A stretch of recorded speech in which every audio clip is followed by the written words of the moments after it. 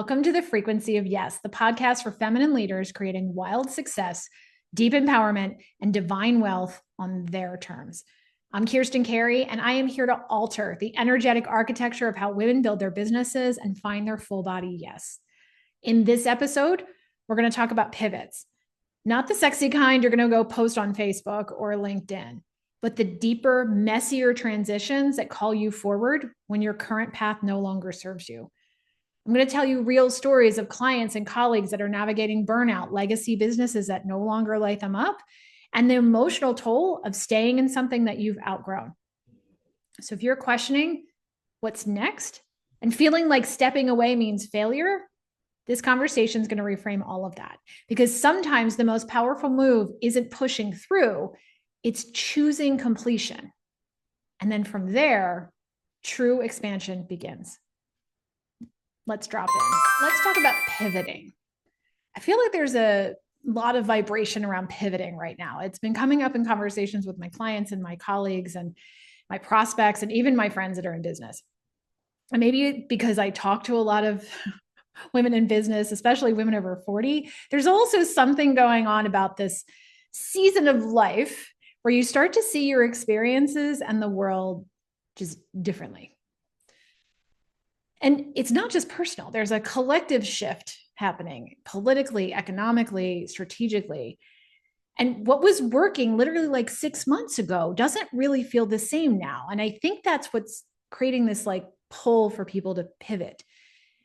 And for a lot of people, it's not just a physical exhaustion, it's an emotional and spiritual tiredness.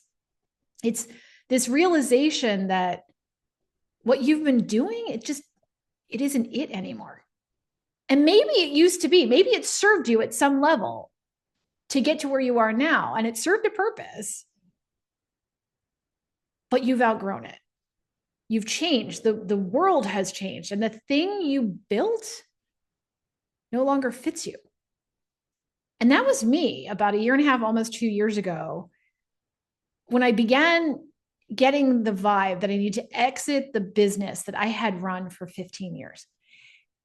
And there was this little voice in the back of my head that kept saying, who are you to walk away from this thing that's so successful, something you put so much time, effort, and energy into? The blood, sweat, and tears isn't the whole reason for all of that to get to this point. So you built it and now they're coming and now you're going to walk away? Like, what? And so I was really dealing with that and some of the guilt around building this business and all of the staff and the people that I had working for me and the team and the clients. And now what? And if I don't keep doing this, what do I do? And a couple of days ago, I was talking to a really dear friend of mine, and she had built a business over the last 30 years. And she said to me, if I walk away now, I feel like I'm failing. And I got that. But here's the thing, and I reflected this back to her. She wasn't failing. She was completing a journey. Her work wasn't diminishing. It was evolving. And maybe the company she built wasn't meant to carry her to the next level. Maybe it was someone else's to carry now. And that was a huge paradigm shift for her. It opened up possibility for her at that point. It was no longer an ending. It was an ability to step into a beginning. And then I had a conversation with another colleague of mine this morning, which is probably why I chose this topic to do now, because I feel like I'm having these conversations all around me. And it was a very similar conversation. He's been running his business for well over a decade. And when he got on the call with me, he said, I want your feedback and I want your mirroring. I have this opportunity to step in, and I was on a sales call the other night, and it's a new sales process, and it's a $10,000 investment. And the sales guy asked him, how many clients would you have to enroll for this $10,000 investment to be worth it for you? Because it wasn't just the money, it was the amount of time his team was going to have to spend putting this into place. There was a lot of moving pieces, right? So my client kind of sat down, he did a little bit of the math. He thought about it for a minute. He said, I need at least 7 clients to make this $10,000 investment into this new process worth it for me. And the sales guy was like, 7, that's it? Oh my gosh, no problem. We're used to most of the people who come to us, they need 25 or 30 or 100, but 7. He goes, I'm so sure we can get you 7. I'm willing to make a guarantee and write it into the contract that we will guarantee you 7 and we will work with you to get those 7, no matter how long it would take. Which sounds amazing, right? Like a guarantee, there's no way he's not going to get this 7. There's no way he's not getting his $10,000 back and the ROI, all the things. But my friend was still hesitating. So I said, well, how do you feel about this? Like, you've thought it through and you're not moving forward. How do you feel about this? And to be completely honest, the last couple of times he and I have met, he had this exhaustion kind of vibration around him. He looked fine, but you could feel it, right? You know, that exhaustion. And when I asked him how he felt about it, he just kind of, well, you know, I'm just worried that it might not work. And I knew there had to be something else to it. So I said, okay, how about this? What if you sold your business? What if there was and I just yanked this number out of the air. I was like, what if there was like $500,000 in your bank tomorrow morning when you woke up and you didn't have to deal with any of your customers, any of your clients, any of your team members, none of the havoc, none of the stuff of running your business? What if that was just gone? But there was this extra $500,000 just hanging out in your bank account right now. And he audibly exhaled, like full body exhaled. And then he said, and it was like he was almost not talking to me anymore. He said, I would feel relieved. And that's the thing about pivots. Sometimes it's not that the business is broken. It's that you are complete with your part of it. But when you're tired and you're burned out and you're in that grind, you can't actually access creativity. You can't feel that spark. Your body isn't in a receiving state. So no wonder you can't imagine what comes next. And so I told him the same thing I told my friend. This isn't a failure, it's a completion.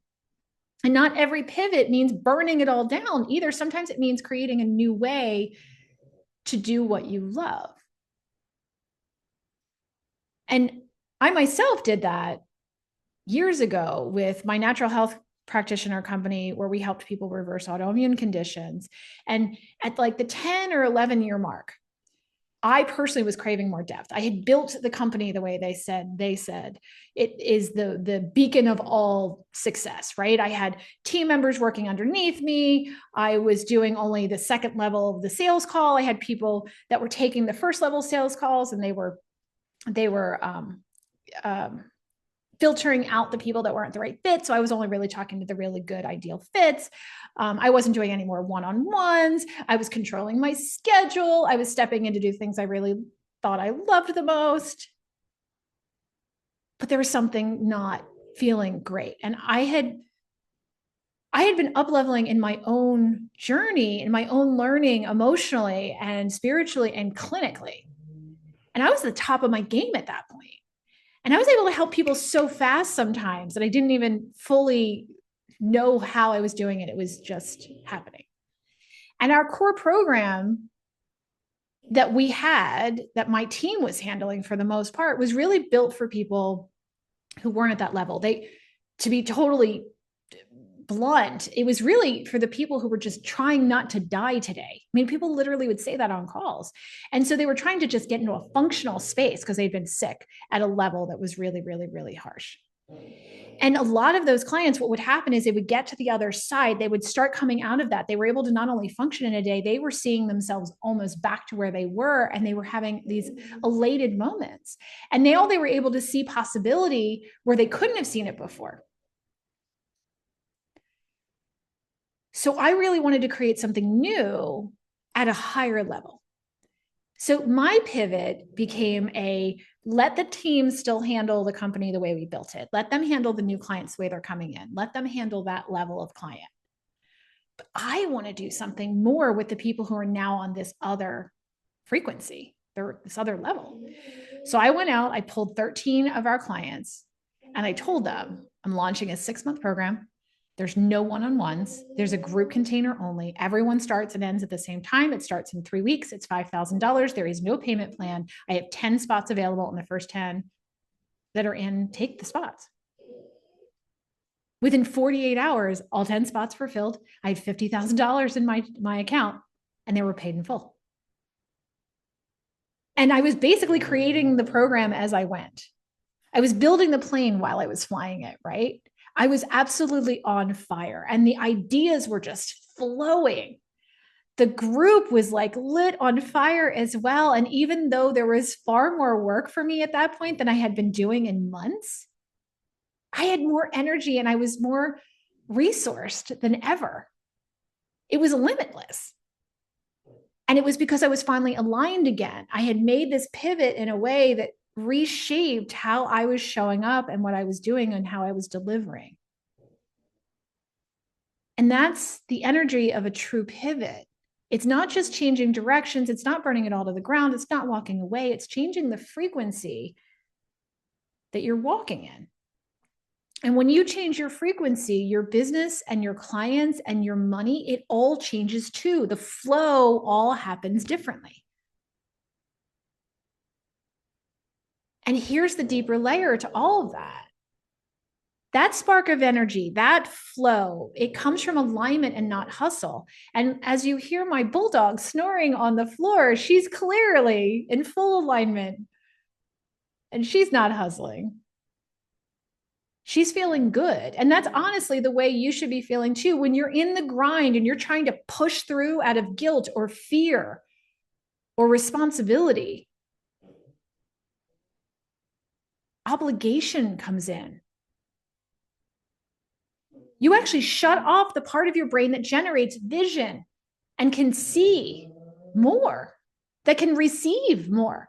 So if you're finding that your checking account is just dwindling, or the clients are not flowing in the way they used to, or you feel like you have to do 2 and 3 and 5 times more work to get the same number of clients or fewer, a lot of that is because you've shut down the ability to receive those clients. You're not in the frequency of receiving, you're in the frequency of fear. And that shuts off your ability to actually get creative and see how your pivot could work for you. And then you end up doing more of the things that aren't serving you. And that's not just a metaphor, that's just not fancy language. That's actual neuroscience, it's biology, it's the way the body works. You literally can't access possibility from that nervous system state. And when we talk about pivoting, it's not about leaving something behind. It's about who you're becoming or who you've already become, and you're not allowing yourself to fully accept it. It's about the future that's already calling you, if you can get quiet enough to actually hear it. And let me be super clear about this. There's absolutely no perfect way, no right way to pivot. It doesn't have to look like you're selling your business or burning it down. Sometimes it looks like restructuring your calendar or changing your ideal client or stepping away from what you were told it was supposed to look like. Or maybe it's just adding something more aligned with your next level of brilliance because you want to bring more to the clients that you have, which is going to shift how you've been doing things. I have a client right now that I can see possibility for her in a different way, but she's afraid to step away from this enormous community that she's built. And she has this enormous community, and she's not enrolling people at the levels that she used to. And I think she should go a little bit tighter with the way she's offering in smaller containers. But she's so used to being the one who brings in all of the people to this giant community that she can't see beyond it. But she still has to be able to step into it for herself, right? I think she can go deeper with people, charge way higher levels than she is, and do more. But there's a fear behind that, right? Changing what you're used to can feel hard. But what if it were easy? I've seen clients pivot not because their business wasn't working, but because it was no longer working for them. I want to say that again. Pivots often have to happen not because the business is failing or the business isn't working, but because it's not working for you. And even if offers are converting and income is flowing, but your body is screaming or your joy is gone, or you're dreading doing the very thing that you had built. If you see your calendar and you feel resentful or overwhelmed or frustrated or exhausted by seeing clients on your calendar, that's a sign. If maybe you're in a company job right now and your vision is to step into a business and you're terrified, what if I leave behind the sure thing of my paycheck? You've stepped into a belief that that's a sure thing, but your body's telling you something needs to change. Or if you're seeing your bank account dwindle and the clients aren't flowing the way they used to and you don't understand why, that's a sign that maybe a pivot is the thing that you need. That's your cue. Not to quit necessarily, but to listen, to feel, to allow that raw truth to really surface. And when you're in that space of feeling resourced and present and raw honesty, you get to build what's next, not from a place of fear, not from a place of force, but from a deeper place of resonance. So if you're feeling that tug to shift, and if you're in a season where the old way isn't working the way it used to for whatever reason, you're not wrong. You're not broken. You're just being asked to evolve, to grow, to shift, to pivot, to align, and to trust. Let that be enough. Let that be the beginning, not the end. So if this hits something for you, if you're feeling that nudge to pivot, but you're not sure where to begin because you're getting stuck in the how, I want you to know you don't have to have it all figured out, and you don't have to figure it out all by yourself. In fact, if you could have figured it out by now, you would have, because you're brilliant, you're smart, you got where you are now. But sometimes, most of the time, a lot of the time, getting to another level, you can't just use the resources that you've used to this point. And those resources, a lot of times, need to be triggered or opened up by outside influence. And this is the work that I get to do with our clients every day. If I really boiled it all down, what I do with people is help them find their pathway to their pivot. So if this resonates with you at all, and you want to have a conversation about what a more aligned business would look like for you and how you can step into this pivot without having all of the perfect answers, and you want some reflection back on what it could look like, book a call with me. Let's have a conversation. Let's chat. There's no pressure. There's no push. But I love having these conversations on what's the possibility, what could it look like? Because I have no attachment emotionally to your outcome the way you do. And I can see beyond where you've set up your perfect defense mechanism to not allow you beyond where you are, to keep you safe, but it's really crushing you right now. So if you want to have that conversation, let's get some clarity around this. Let's build out a map of what this could look like. You'll find a link to my calendar in the show notes.